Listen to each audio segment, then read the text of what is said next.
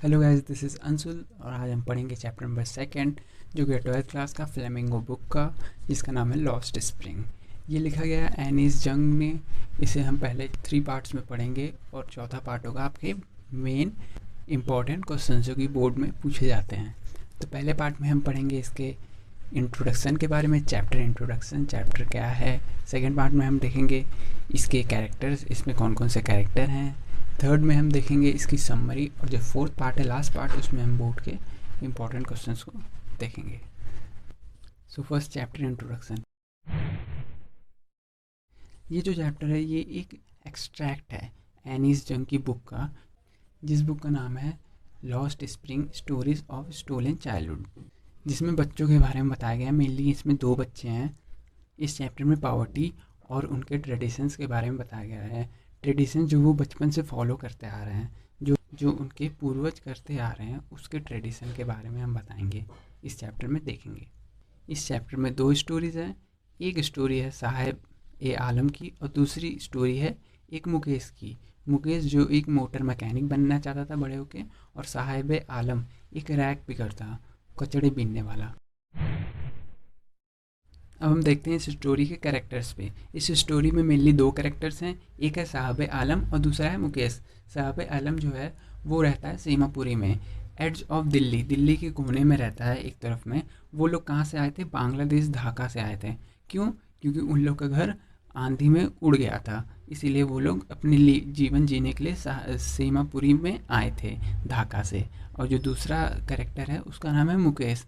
मुकेश एक क्या होता है? मुकेश एक परिवार से बिलोंग करता है जो बैंगल मेकर होते हैं, जो क्या बनाते हैं? चूड़ियाँ बनाते हैं।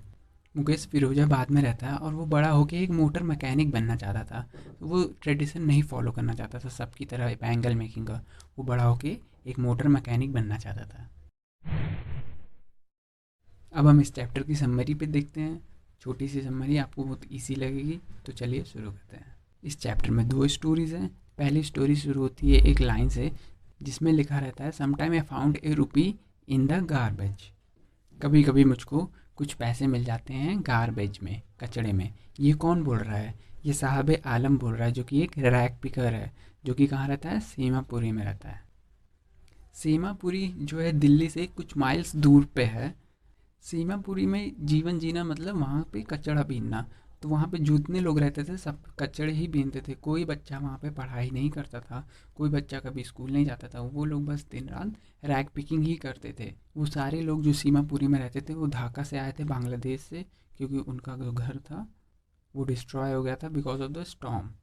साहेब और उसके दोस्त, उसके जैसे वहाँ के लड़के, सब लोग खाली कचड़ा ही बीनते थे, कोई स्कूल नहीं जाता था। उनके लिए जो कचड़ा था वो गोल्ड था। Garbage was gold for them. कभी कभी साहेब को 10 रुपीज़ का नोट भी मिलता था गार्बेज में, जो कि उन लोग के लिए एक रिवॉर्ड जैसा होता था। वहाँ सीमापुरी में उन बच्चों के लिए वो गार्बेज में अजूबा छुपा होता था, लेकिन बड़ों के लिए वो बस एक मीन ऑफ सर्वाइवल था। जिंदगी जीने का एक साधन था बस बड़ों लोगों के लिए। और बच्चों के लिए वो एक गार्बेज में अजूबा छुपा होता था, क्योंकि उनको कभी कभी उसमें से पैसे मिलते थे, कभी कभी 10 रुपीज़ नोट में मिलते थे।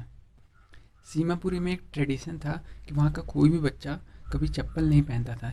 एक बार ऑथर ने एक बच्चे से पूछा कि तुमने चप्पल क्यों नहीं पहना है? तो उस बच्चे ने बोला कि मेरी मम्मी ने उसे कभी स्लीव्स से उतारा ही नहीं। स्लीव्स मतलब वो जो खाना नहीं होता, इस पे सामान रखते हैं, वो। और दूसरा बच्चा कहता है कि मैंने कभी एक जोड़ी जूते लिए ही नहीं। I have never owned a pair of shoes. ये बताता है कि वो लोग कितने गरीब थे, उनका गरीबी बताता है। सीमापुरी में जो लोग रहते थे उनका घर कीचड़ से बना होता था, मिट्टी से बना होता था, और उनकी जो छत होती थी उस पर टारपुलिन या तो टीन लगी होती थी। किसी का कोई अच्छा मकान वहाँ पे नहीं था। सीमापुरी में जितने घर थे वहाँ पे कोई ना ड्रेनेज सिस्टम था, ना कोई वाटर सिस्टम था, कोई सिस्टम वहाँ पे नहीं था, सब बस रह रहे थे। सीमापुरी में जितने भी लोग रहते थे उनके किसी के पास कोई आइडेंटिटी नहीं थी अपनी खुद की, लेकिन उनके पास राशन कार्ड था, जिससे उनका नाम वोटर लिस्ट में आता था, और उसी राशन कार्ड से उन्हें ग्रेन्स मिलते थे कुछ कम दामों पे। एक बार ऑथर ने साहिब आलम से पूछा कि क्या तुम स्कूल नहीं जाते? तो साहिब आलम ने बोला कि यहाँ कोई स्कूल नहीं है जो मैं जा पाऊँ। तो ऑथर ने पूछा कि what if I made a one, अगर मैं एक स्कूल तुम्हारे लिए बना दूँ तो क्या तुम जाओगे? तो जो साहिब आलम था वो बहुत खुश हो गया और उसने बोला हाँ। और उसके कुछ दिन बाद एक बार ऑथर एनिस जंग वहाँ से जा रही थी, तो साहिब आलम दौड़ के आया। उसने पूछा ऑथर से कि क्या आपका स्कूल रेडी है? तो जवाब दिया कि नहीं, अभी नहीं, इट मे टेक टाइम, थोड़ा इसमें टाइम लगेगा। ऑथर को बहुत बेकार लग रहा था ये कहते टाइम।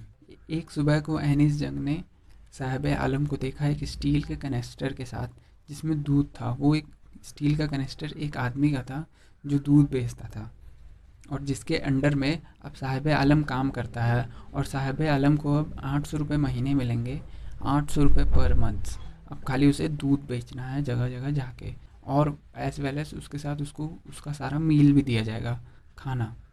लेकिन जो साहिब आलम था वो खुश अब नहीं दिख रहा था। उसे वो स्टील का कनेस्टर उस प्लास्टिक के बैग पे जो उसके कंधे पे होता था उससे भारी उसको लगता था। लास्ट में एक लाइन लिखी है, he is no longer his own master. इसका मतलब है कि वो अब खुद का मालिक नहीं रहा, अब वो दूसरे काम के अंडर में काम करता है और वो उसी की बात मानेगा। तो ये रही पहली स्टोरी जो कि ख़त्म होती है। अब दूसरी स्टोरी पे हम चलते हैं। दूसरी स्टोरी जो है ये है मुकेश की। इस स्टोरी की शुरुआत में लिखा होता है, I want to drive a car. Mukesh बड़ा होकर एक मोटर मैकेनिक बनना चाहता था और उसे कार चलाना चाहता था। Mukesh insist on being his own master. Mukesh अपना खुद का मास्टर बनना चाहता था।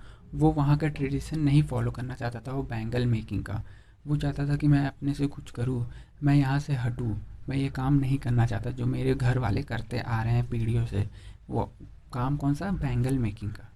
मुकेश फिरोज़ाबाद में रहता था और वो एक बैंगल मेकिंग फैमिली में उसका जन्म हुआ था। फिरोज़ाबाद में करीब 20,000 बच्चे बैंगल बनाते थे। बस किसी को नहीं पता था कि ये इल्लीगल चीज़ है। वहाँ के किसी को नहीं पता था कि ये बच्चों से काम करना इल्लीगल है। वहाँ के जितने बच्चे थे कोई स्कूल भी नहीं जाता था और कोई खेलता भी नहीं था। सबका दिन बस बैंगल बनाने में ही निकल जाता था। सारे फिरोज़ाबाद के लोग जो थे वो खाली डिगिंग सेल्स में बैंगल्स बनाते थे जिसमें कोई हवा नहीं होती थी और कोई लाइट नहीं होती थी। बस वहाँ पे टेम्परेचर बहुत हाई होता था। बस इसी रीज़न की वजह से वहाँ के बहुत सारे यंग बच्चों की आंखें अंधी हो जाती थी यंग एज में ही, क्योंकि वहाँ पे अंदर ना कोई लाइट होती थी ना एयर। इसीलिए तो इन लोग की आइज़ ऐसी बन जाती थी कि हम खाली अंधेरे में एडजस्ट कर सके, देख सके। इसलिए मुकेश ऑथर को अपना घर दिखाना चाहता था। तो एक बार मुकेश ऑथर को, एनिस जंग को, अपने घर ले जा रहा था जो कि हाफ बिल्ट था, आधा बना हुआ झोपड़ी। जब ऑथर और मुकेश घर पहुंचे तो ऑथर ने देखा कि अंदर एक यंग लेडी जो है खाना बना रही थी पूरे अपने परिवार के लिए। वो जो यंग लेडी थी वो मुकेश के बड़े भाई की वाइफ थी जिनकी बहुत ही छोटी उम्र में ही शादी हो गई थी। मुकेश के जो फादर थे वो अपने काम पे बहुत प्राउड करते थे, बल्कि उन्होंने कुछ एकम्प्लिश भी नहीं किया था, उन्होंने कुछ पाया भी नहीं था। और अपने बच्चों को स्कूल ना भेज पाए तो भी उनका यह कहना था कि कम से कम मैंने अपने बच्चों को चूड़ियाँ बनाना तो सिखा दिया, बैंगल्स मेकिंग की स्किल्स तो बता दी।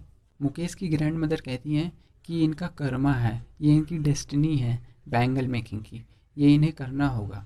फिरोज़ाबाद के लोग ये इसे ट्रेडिशन समझ के करते रहते हैं। जो यहाँ पे आया, जो यहाँ पे जन्मा है, उसे बैंगल बनाना ही होगा, वो बैंगल ही बनाता है। लेकिन जो मुकेश था वो अपना खुद का मास्टर बनना चाहता था। वो नहीं चाहता था कि मैं बैंगल बनाऊँ, जो कि बहुत अच्छी बात है। वो एक मोटर मैकेनिक बनना चाहता था। जबकि जो गैरेज था वो मुकेश के घर से बहुत दूर था, लेकिन तभी भी वो चाहता था कि मैं चल के जाऊँगा, लेकिन मैं यही करूँगा, मोटर मैकेनिक। मैं यहाँ का ट्रेडिशन फॉलो नहीं करूँगा, मुझे बैंगल मेकिंग नहीं करनी है, मुझे एक मोटर मैकेनिक बनना है। फिर ऑथर ने मुकेश से पूछा कि क्या तुम प्लेन भी उड़ाना चाहोगे? तो मुकेश शांत हो गया, बहुत ही सैड हो गया, क्योंकि उसने कभी प्लेन देखा ही नहीं था। फिरोजाबाद के ऊपर से कोई प्लेन जाता ही नहीं था। तो ऐसे ये चैप्टर ख़त्म होता है, इसकी समरी ख़त्म होती है। अब जो लास्ट पार्ट है, इंपॉर्टेंट क्वेश्चन 10 ईयर्स के बोर्ड एग्जाम के, उसका लिंक डिस्क्रिप्शन में, आप वहाँ से जाकर उसको डाउनलोड करके पढ़ सकते हो। तो ऐसे वीडियो ख़त्म होता है। Thanks for watching. कैसा लगा आपको? Please like, subscribe and share करें।